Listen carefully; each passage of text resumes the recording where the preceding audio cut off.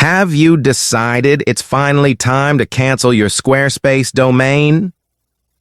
Whether you're moving it elsewhere or just cleaning things up, this quick guide will show you exactly how to do it in under a minute.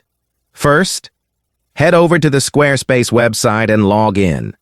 The login button is on the top right. For the fastest access, choose Continue with Google so you don't have to remember another password. Once you're inside, you'll see a list of your sites.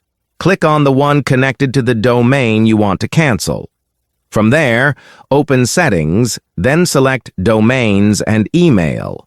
Go to the Domains tab, and you'll see every domain linked to your account.